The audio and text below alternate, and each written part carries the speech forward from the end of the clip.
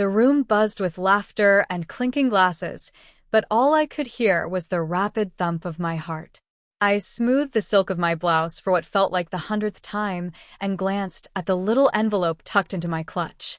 Tonight was supposed to be perfect. My birthday, my celebration, my announcement. A life-changing secret I had carried in silence for weeks. "Hey, you okay?" my best friend whispered, squeezing my arm. I forced a smile, nodding, though my stomach twisted. The lights of the city skyline framed the window behind us, and for a second, it all seemed like a dream. Champagne sparkles, soft music, the scent of roses drifting from the table centerpieces. Then my phone buzzed. A message. I didn't recognize the number, and for a brief moment, panic surged. But before I could unlock it, he appeared. My boyfriend. The one I had imagined standing beside me as I shared the news that would change everything.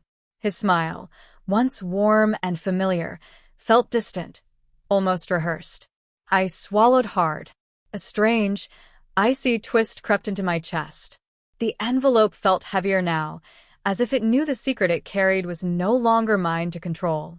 My hands trembled slightly, not from nerves, but from the sudden, cold realization that life had a way of appending the moments you think are yours. I took a deep breath, ready to step forward, ready to speak, and yet, I already sensed the shift. Something had changed. I remember the night like it was yesterday, though it feels a lifetime ago. I was younger, hopeful, and maybe a little naive, thinking love would protect me from everything. We were sitting in his cramped apartment, the dim light from the street lamp outside casting long shadows on the walls. I had rehearsed my words 100 times in my head, practicing the way I would tell him that I was expecting. But when I finally spoke, his reaction was nothing like I imagined. He leaned back, eyes narrowing, and the warmth in his voice evaporated. "Are you serious?" he said, but it wasn't a question. It was disbelief, disappointment, a wedge between us I couldn't yet name. My hands shook as I gripped the edge of the table, trying to steady myself, trying to make him see that this wasn't a mistake, that it was our life growing inside me. I felt my throat tighten, a lump forming that made me want to cry and scream at the same time. The room spun with a sting of rejection, and I realized, with a jolt of fear, that maybe I had imagined a version of him that never existed. I glanced down at my grandmother's locket, the one she had pressed into my hand just weeks before. "No matter what happens," she had whispered, "remember your strength. You don't need anyone to validate your worth." I touched the cool metal, feeling her voice echo in my chest, a quiet anchor amidst the chaos of my emotions. That night, I made a choice. One that scared me more than anything I'd faced before. I would not crumble. I would not wait for apologies or love that wasn't ready. I would stand alone if I had to, build my life from the pieces left behind, and never let someone's fear or weakness dictate my future. Walking out into the cold night air, I felt both terrified and oddly liberated. The city lights shimmered, indifferent yet full of possibilities. My heartbeat steadied, and in that quiet determination, I found my first taste of real independence. It wasn't the life I had imagined with him, but it was a life that could still be mine, stronger, richer, and wholly mine. After that night, I threw myself into building a life that was entirely my own. I found a small, sunlit studio apartment in the heart of the city, the rent steep but bearable. The walls were bare at first, the space echoing with quiet determination, and every morning I reminded myself that I was starting from scratch, but on my own terms. I discovered a mentor through a friend, Evelyn, a seasoned businesswoman who had clawed her way up in a world that never gave women a hand. She looked at me with piercing eyes that seemed to see right through my fear. "You've got potential," she said simply. "Don't waste it doubting yourself." I dove in headfirst, often working late into the night, fueled by cheap coffee and stubborn determination. I fumbled through mistakes, misplaced contracts, missed deadlines, moments of paralyzing self-doubt, but Evelyn was always there, pushing me to refine, to grow, to rise above. I learned how to negotiate, how to sell my ideas, how to command a room with confidence I didn't yet feel. Every small victory became a brick in the foundation of my independence. My first real breakthrough came unexpectedly. A client, impressed by a project I had poured endless hours into, offered me a contract that changed everything. The feeling of signing that agreement, holding the pen in my hand, was unlike anything I'd experienced. I realized then that I was capable of more than I had allowed myself to believe. I quietly celebrated in my apartment that night, sipping lukewarm wine, letting the accomplishment settle into my bones. Months turned into years, and my life began to bloom quietly but powerfully. I invested, learned, and expanded, all while keeping my family and friends only partially informed. Social media posts were modest, never revealing the true scale of what I was building. I wanted no one to underestimate me again. I wanted the world to see me on my terms, not theirs. Through it all, the locket from my grandmother stayed close to my heart. I often touched it before big meetings or presentations, a silent reminder that my strength was mine, not borrowed from anyone. With each milestone, my first profitable deal, my first team hire, my first real recognition, I felt a surge of quiet triumph. By the time I reached my late 20s, I had built a name, a reputation, and a financial independence that few had expected. And yet, the most profound victory wasn't the money or the titles. It was the unshakable knowledge that I had created this life myself. Alone, yes, but stronger than I had ever imagined possible. And yet, there was one chapter of my life that hadn't yet closed. One secret I had carried, waiting for the right moment to share, the moment that could redefine everything.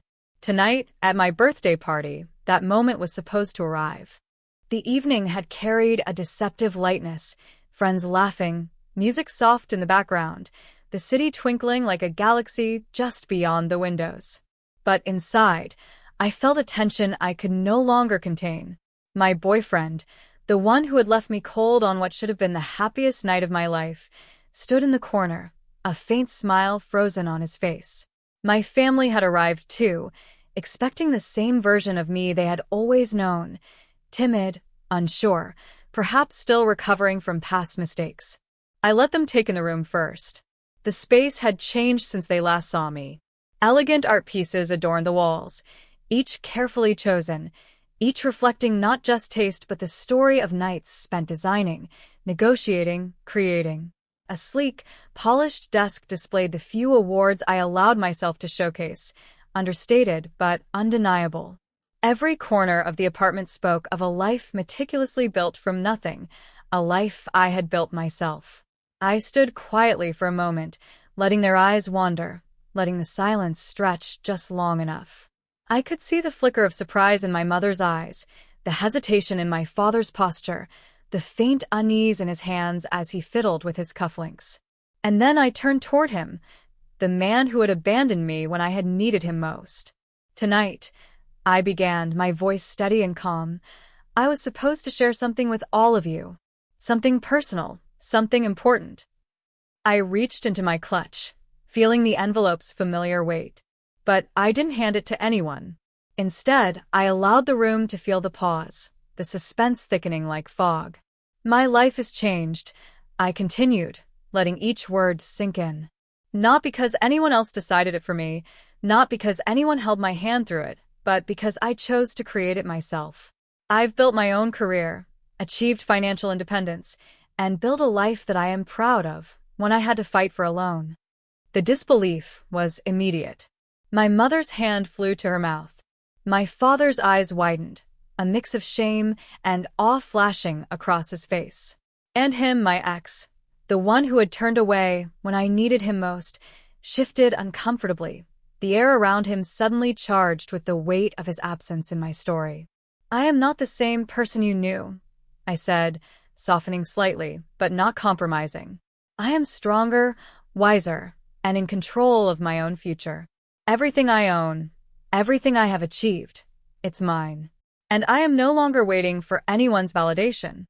The room was silent, the kind of silence that hums with tension, reflection, and shock. They couldn't interrupt, couldn't speak. They were absorbing the truth of my journey, the reality of the woman I had become. The quiet victory of being underestimated had never felt sweeter. For the first time in years, I felt completely untethered from the expectations of others. I was the author of my story, the architect of my triumph.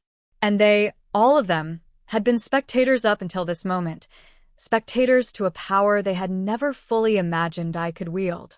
I finally allowed a small smile, a mixture of relief and pride. The envelope, the announcement, the secret, I no longer needed it to define me. Tonight wasn't about revealing life changes or shocking people. Tonight was about showing them that the woman they thought they knew had always been waiting, quietly, to become exactly who she was meant to be. The air was thick with a mix of awe and guilt. They looked at me not as the girl they had once underestimated, but as the woman they had ignored, the one who had quietly conquered her world.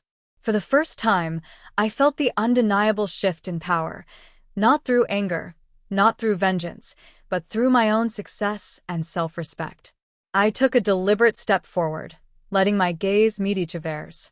I have always believed in growth, I said, my voice firm but calm. I have given myself the chance to evolve, to succeed, and to stand tall. And now, I am offering you a choice. You can either rise with me, or you can step aside. My mother blinked, unsure, but I continued. For you, Mom, I want honesty. Stop doubting your instincts. Stop clinging to what others expect of you. Pursue your passions, the things that excite you. Live your life without fear of judgment. I turned to my father. You've always measured success by what others think, and it's cost you. Learn to trust yourself. Start creating the life you've postponed for others. Stop holding people to standards that you didn't set for yourself. Finally, my ex, he shifted, uncomfortable, like a man realizing too late the consequences of his actions. And you, I said, letting my voice soften but never lose strength, you walked away when I needed support the most. You abandoned what could have been a shared dream. If you want any place in my life, it will not be on past assumptions. You must respect boundaries, accept responsibility, and prove you are capable of real commitment, not just words. I could feel their reactions, the mix of shame and tentative hope. My power wasn't in punishment. It was in setting conditions that demanded growth and integrity. I was giving them an opportunity to meet me as equals, not as people who had underestimated or abandoned me. And yet, even in authority, I offered compassion. I am not here to hold grudges, I added, but I will not compromise who I am. The choices you make from this moment on will determine the role you play in my life. Choose wisely. For the first time, I felt the freedom of setting terms for the relationships that mattered. No one would dictate my worth again, and I could extend connection only on my own standards. The quiet satisfaction of holding space for transformation, rather than punishment, filled me with an unexpected warmth. This was my moment of clarity. I was no longer reacting to the past. I was shaping the future. Every condition, every expectation, was a boundary I had fought for and now owned. And as they absorbed my words, I realized that power wasn't in domination, it was in defining the rules of your life and allowing others to meet you there, or not at all. The room finally softened. What had begun as tension and disbelief gradually shifted into tentative reflection. My mother lingered by the window, tracing the city lights with her fingers, a quiet understanding settling into her posture. My father sat down heavily, a weight lifted now that acknowledgement had replaced denial. And him, my ex, stood awkwardly, the remnants of his arrogance replaced by humility. I watched them, realizing how far we had all come.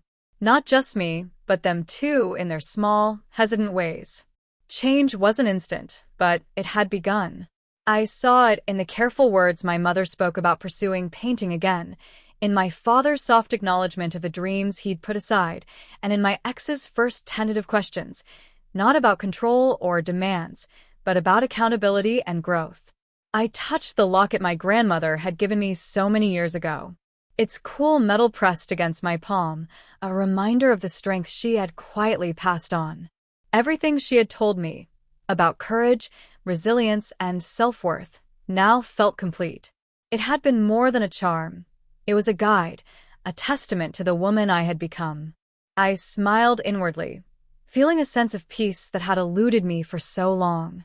The pain, the rejection, the sleepless nights, it had all led me here, to a place where I could embrace both my accomplishments and my scars, where I could show compassion without losing authority, and where I could finally accept that my journey had value beyond anyone else's recognition.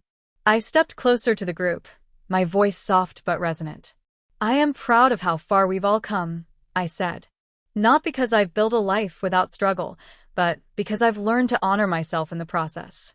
We can only grow when we see the truth, face it, and choose to rise."